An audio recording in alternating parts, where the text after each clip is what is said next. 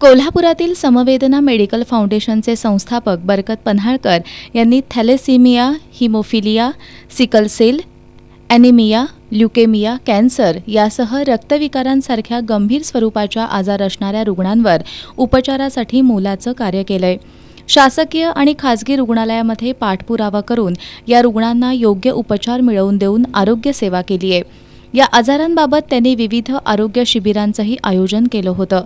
त्यांनी महाराष्ट्र राज्यासह परराज्यात कुशल आरोग्य सेवा बजावली आहे।